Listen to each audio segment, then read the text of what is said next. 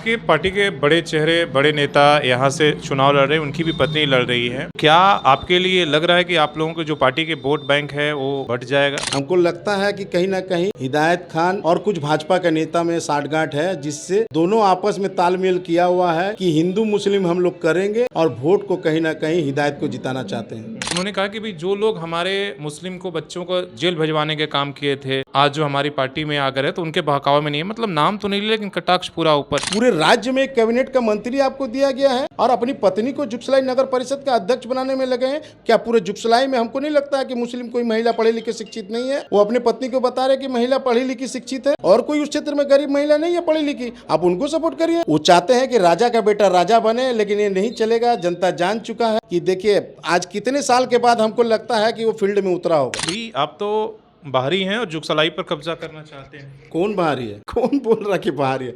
मेरा जन्म यहाँ, मेरा घर यहाँ, मेरा दुकान यहाँ। मुस्लिम लाइब्रेरी का अध्यक्ष है वो। आज मुस्लिम लाइब्रेरी का स्थिति आप देखिए, उसको नहीं बना पाए, आप कैसे बना दीजिएगा जी? यहाँ पर वो जो पार्क बोल रहे हैं कि ईदगाह मैदान में हम पार्क बना देंगे, ईदगाह मैदान का पेपर ब्लॉक लगाने वाला मानिक मल्लिक और वहाँ बेंच लगाएंगे हिदायत खान।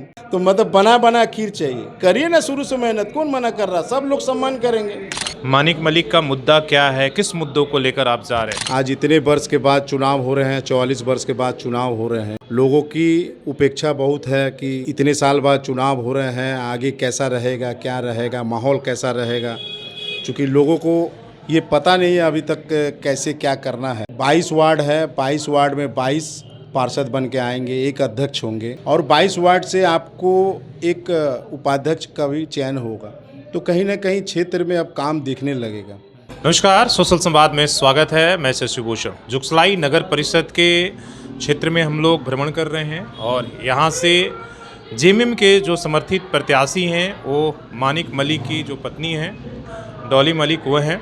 क्या कुछ मुद्दे रहेंगे और क्या कुछ लेकर ये जुगसलाई नगर परिषद में जा रहे हैं, उन पर हम बात करने की कोशिश करेंगे। मानिक मलिक का मुद्दा क्या है, किस मुद्दों को लेकर आप जा रहे हैं? सर्वप्रथम सोशल संवाद के आप सभी को आभार और धन्यवाद देता हूं कि बोलने का मौका मिला। देखिए जुगसलाई क्षेत्र लगभग हमको लगता है कि 1.5 किलोमीटर के रेंज में पूरा जुगसलाई बसा हुआ है और तकरीबन हमको लगता है कि 50,000 की आबादी इस क्षेत्र में रहते हैं। बहुत घना आबादी क्षेत्र में है। बहुत सारे मुद्दे हैं जो आज इतने वर्ष के बाद चुनाव हो रहे हैं, 44 वर्ष के बाद चुनाव हो रहे हैं। लोगों की उपेक्षा बहुत है कि इतने साल बाद चुनाव हो रहे हैं, आगे कैसा रहेगा, क्या रहेगा, माहौल कैसा रहेगा। चूँकि लोगों को ये पता नहीं है अभी तक कैसे क्या करना है। 22 वार्ड है, 22 वार्ड में 22 पार्षद बन के आएंगे, एक अध्यक्ष होंगे और 22 वार्ड से आपको एक उपाध्यक्ष का भी चयन होगा। तो कहीं ना कहीं क्षेत्र में अब काम दिखने लगेगा। लोगों का जो उम्मीद है, कहीं ना कहीं सपना जो है वो पूरा होगा और बहुत सारे जो इस क्षेत्र के लिए जो प्राथमिकता है इस क्षेत्र में लिए, हमने लगभग 15 वर्ष से इस क्षेत्र में काम करने का प्रयास किया है। लोगों का बीच जाने का, चाहे हिंदू हो, मुस्लिम हो, सिख हो, ईसाई हो, कोई जाति धर्म को देकर हम लोग काम नहीं किए। और जैसे मूल सुविधा है, जैसे यहाँ पर आपका फायर ब्रिगेड की गाड़ी पहली प्राथमिकता भी ये भी होगी कि अगर क्षेत्र में कहीं आग लग जाती है तो घंटों लग जाती है साक्षी से आने में फायर ब्रिगेड की गाड़ी। तो कहीं ना कहीं अगर किसी घर में आग लग जाती है तो वो कहीं ना कहीं क्षतिग्रस्त हो जाती है। तो हमारा प्रयास रहेगा कि दंकल की व्यवस्था पूरे नगरपालिका क्षेत्र में ही रहे कि किसी भी तरह अगर घटना हो तो कहीं ना कहीं तुरंत उपलब्ध हो जाए। इसके अलावा जो ट्रैफिक की जो समस्या है, व्यापार का हब माना जाता है और व्यापार का हमको लगता है कि इस क्षेत्र में लाखों की लाख आबादी बाहर से भी आते हैं लोग व्यापार करने और बहुत सारे लोग इससे रोजगार से भी लाभ मिलते हैं। तो कहीं ना कहीं अगर ट्रैफिक व्यवस्था हम लोग अगर बढ़िया ढंग से नहीं करेंगे तो व्यापार में प्रभाव पड़ता है। जगह नहीं रहता है, लोग आने में हिचकिचाते हैं कि अगर गाड़ी लेके जाएंगे, जगह नहीं है, पार्किंग नहीं है, कैसे व्यापार होगा। तो इस पर भी मेरा फोकस रहेगा कि किस तरह हम लोग ट्रैफिक सुधारेंगे और उसको कैसे लेके चलेंगे जिससे व्यापार और बढ़े। सवाल यह है कि पार्टी ने के समर्थन पाने में तो आप कामयाब हो गए, लेकिन क्या पार्टी के जो नेता हैं, जो विधायक हैं, जो सांसद हैं, बड़े चेहरे वो आएंगे? निश्चित रूप से पार्टी ने जो हमारे ऊपर विश्वास जताया है और जो प्रभारी नियुक्त किया है सागन पूर्ति जी के, संयोजक मंडली हमारे टीम में है, तो सभी लोग आएंगे। एक प्रोग्राम शेड्यूल अभी बन रहा है, कैसे क्या कर रहे हैं। आज भी बात हुई है, मेरी सागिंदा से बात हुई है, बारी दीदी से बात हुई है, तो सभी लोगों से हमने फ़ोन से वार्ता किया कि कैसे क्या बोलता प्रोग्राम का जो चॉकआउट है वो कर रहे हैं और निश्चित रूप से सभी लोग उपस्थित होंगे। आपकी पार्टी के बड़े चेहरे, बड़े नेता यहाँ से चुनाव लड़ रहे हैं, उनकी भी पत्नी लड़ रही है। क्या आपके लिए लग रहा है कि आप लोगों के जो पार्टी के वोट बैंक है वो बढ़ जाएगा, बढ़ रहा है, या उससे आपके लिए काफ़ी परेशानी? नहीं, देखिए यहाँ के लोग पढ़े लिखे लोग, शिक्षित लोग हैं और कुछ लोग हैं इसको जो है सांप्रदायिक देना चाहता है, उसका रूप देना चाहता है। भाजपा के नेता लोग नहीं चाहते हैं कि कोई दूसरा जीते, वो हिदायत को जिताना चाहते हैं। भाजपा के कुछ नेता हैं जो अलूल जलूल बक देते हैं और जिससे हिदायत को उसको लाभ मिल सके।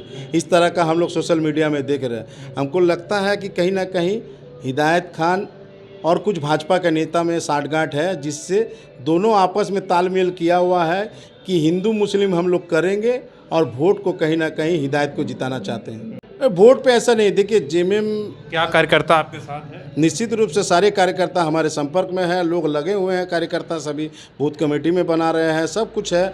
और कहीं ना कहीं देखिए जो हमारी पार्टी है जेएमएम हमको समर्थन दी है, प्रत्याशी हम लोग घोषित किया मेरी पत्नी को, तो कहीं ना कहीं यह मान सम्मान हमारे पार्टी से जुड़ा हुआ है।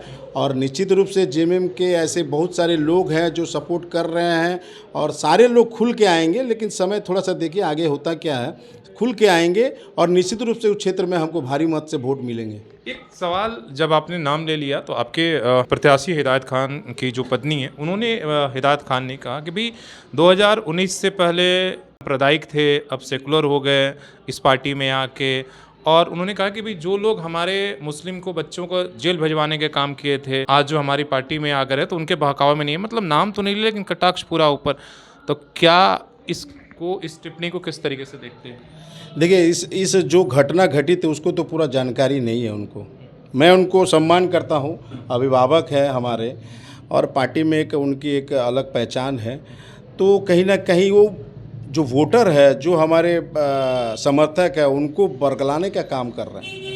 उनको पूरी घटना की जानकारी, मैं एक फेसबुक के माध्यम से देख रहा था, उन्होंने कहा कि हिजाब टान के देख रहा था। उनको पता है कि हिजाब टानना कितना बड़ा गुनाह है। अगर वोट के लिए इस तरह अगर माताएं बहनें का अगर इस तरह से अगर वो मतलब सम्मान नहीं करेंगे तो कहीं ना कहीं ये प्रचार दूसरा तरफ जा रहा है। और हमको नहीं लगता कि इस तरह के छोटे चुनाव में इस तरह का भाषा का प्रयोग होना चाहिए। जिस तरह वो लिखे हैं कि एसआईआर से किसी को नाम कटने नहीं देंगे, तो कैसे ये नगर पालिका नगर परिषद बन के क्या इस तरह का वो लोगों को डराएंगे? ये कहाँ का है? ये क्या कानून है क्या इस तरह का लिखने का? मैं चुनाव आयोग से मांग करता हूं कि इस तरह का वो बैनर में जो लिखे हैं, क्या ये अथॉरिटी देता है उनको लिखने का? इसमें काहे नहीं संज्ञान ले रही है चुनाव आयोग? आप कह रहे हैं कि पूरे चुनाव को सांप्रदायिक और डर दिखाकर वोट मांगना चाह रहे हैं? निश्चित रूप से सभी लोगों को डरा के धमका के, लेकिन कहीं ना कहीं 27 तारीख के बाद उसको पता चलेगा कि हम कितने पानी में हैं। कहीं वोट नहीं मिलने वाला है। लोगों को आप डरा सकते हैं, वोट नहीं ले सकते हैं। वोट सबका अधिकार है, लोग वोट अपने मन से करेंगे। लोग यहाँ पढ़े लिखे लोग हैं, शिक्षित लोग हैं।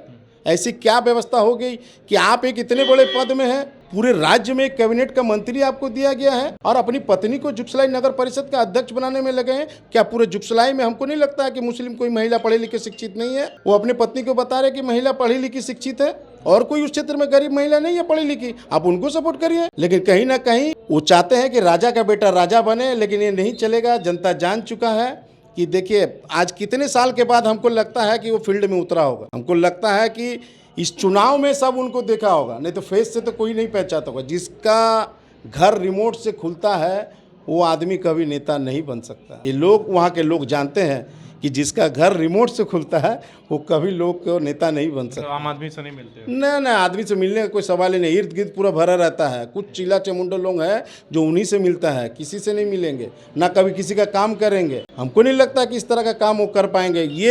ये जो चुनाव है, तीसरे मत का अधिकार, लोकल जो समस्या है उस पर विचार होना चाहिए कि हमने क्या काम किया है, मेरा काम क्या है, मेरा प्राथमिकता क्या है। आप उस पर जाके सीधा डरा रहे हैं लोगों को, कटोगे तो बटोगे, ये क्या है? आप बोलिए कि कहाँ सफाई करना है, यहाँ व्यवस्था क्या देंगे। आप लड़ाई विकास पे लड़िए ना। आप भाषा हिंदू और वो नारे तो बीजेपी के थे, तो उनके कैसे? नहीं नहीं, दोनों को बोल रहे हैं हम, किसी एक जन को नहीं बोल रहे हैं हम। हिंदू को भी बोल रहे हैं, मुस्लिम को भी बोल रहे हैं, दोनों को बोल रहे हैं। ये चुनाव देखिए, ये विधानसभा नहीं है, लोकल चुनाव है, ये लोकसभा नहीं है। जहां आपको रखना है वहां रखिए ना। आपके तो सांसद है, आपके तो प्रधानमंत्री हैं, राज्य में तो पार्टी के नेता है, वहाँ पर पटल पर रखिए। आप नगर पालिका का अध्यक्ष बन के आप कटोगे बटोगे नहीं। इस शहर से किसी को, ये जो वोटर है उनको भटकते हैं, कहीं ना कहीं आप भटका रहे हैं। आप मुद्दा पे बात करिए, कहाँ सफाई करेंगे, कहाँ हॉस्पिटल बनाएंगे, कहाँ हम ट्रैफिक व्यवस्था सुधार करेंगे, उस विषय पे कोई बातें नहीं। आज उस क्षेत्र के लिए चाहे इस क्षेत्र के लिए, हमने दोनों क्षेत्र को, कोई समाज को ऐसे बांटने का काम ही नहीं किया। मेरे पास जो भी लोग आते हैं, हिंदू आते हैं या मुसलमान आते हैं, हम लोग तो कभी पूछ के काम नहीं किया। सेवा हम लोग लगातार दिए हैं। और अभी वोट का समय है, जब आदमी वोट में जाएंगे, लोग मतदान देंगे, और इस तरह का अगर लोगों को डराया जाएगा, मानसिक उसको ऐसा दर्शाया जाएगा, तो कहीं ना कहीं अच्छा नहीं है समाज के लिए, समाज हित के लिए। अच्छे लोग चुन के आना चाहिए। 44 वर्ष के बाद चुनाव हो रहा है, हमको लगता है कि अगर अच्छे लोग आएंगे तो अच्छे जुगसलाई का निर्माण होगा। एक सवाल जो आपसे जोड़कर देखा जा रहा है और पूछा जा रहा है कि भाई आप तो बाहरी हैं और जुगसलाई पर कब्जा करना चाहते हैं। कौन बाहरी है? कौन बोल रहा कि बाहरी है? मेरा जन्म यहाँ, मेरा घर यहाँ, मेरा दुकान यहाँ। हो सकता है मेरा भाभी वहाँ जिला परिषद है, तो काम तो कहीं भी कर सकता है। आप तो ऐसे पूरे बाहर के हैं, आप तो तब राज्य से बाहर हो गए, हमको लगता है। आप तो राज्य के स्टेट है। आप एक बात बताइए, देखिए मैं उनका सम्मान करता हूँ, लेकिन देखिए जब बात आई है तो उनको सोचना चाहिए कि मुस्लिम लाइब्रेरी का अध्यक्ष है वो। आज मुस्लिम लाइब्रेरी का स्थिति आप देखिए, उसको नहीं बना पाए, आप कैसे बना दीजिएगा जी? यहाँ पर वो जो पार्क बोल रहे हैं कि ईदगाह मैदान में हम पार्क बना देंगे, ईदगाह मैदान का पेपर ब्लॉक लगाने वाला मानिक मल्लिक, और वहाँ बेंच लगाएंगे हिदायत खान। तो मतलब बना खीर चाहिए। करिए ना शुरू से मेहनत, कौन मना कर रहा? सब लोग सम्मान करेंगे। जुगसलाई पार्क मानिक मल्लिक बनाने वाला है, सभी लोगों के साथ, बुजुर्गों के साथ। शिव भैया है, जेनू सिंह है, सभी लोग लगे थे। कितना कष्ट से हम लोग पार के, रेलवे से लड़ाई झगड़ा करके। काम पे बात नहीं करते कि हमने क्या किया, ये बताएं ना लोगों को। एक काम बता दीजिए आप कि आपने क्या किया। खाली बड़े बड़े वादे करेंगे, हम ऐसा करेंगे, हम वैसा करेंगे, जीतेंगे तो। और हम लोग कर के आए हैं। आपने जुगसलाई के लिए कौन सा आंदोलन, कौन सा काम किया है जो आप बताना चाहते हैं? निश्चित रूप से हम लोग बहुत सारे आंदोलन किए। पाइपलाइन के लिए हमने, देखिए गरीब नवाज कॉलोनी में कितने वर्ष के बाद पाइपलाइन लगाया, लेकिन उनके कुछ जो उनके असामाजिक तत्व के लोग हैं, उन्होंने काम रुकवा दिया जी। ये समाज के लोग सभी लोग जानते हैं। राजाराम बाड़ी में पाइपलाइन नहीं था, वहाँ मानिक मल्लिक लगाने का काम किया आंदोलन करके। उसके बाद इस क्षेत्र के लिए, चाहे स्टेशन का रोड बनाने के लिए, मानिक मल्लिक कितना सड़क पर बैठे आंदोलन किए हैं जी। ये कहीं छुपा नहीं है, कोनो हम नया चेहरा नहीं है कि लोगों के बीच आ गया मेरे को वोट दीजिए। लोग जानते हैं, एक परिवार जानता है। मेरा 2 अपना टैंकर है, 2 मोक्ष वाहन है अपने लोगों का सेवा के लिए, फॉगिंग मशीन अपना है।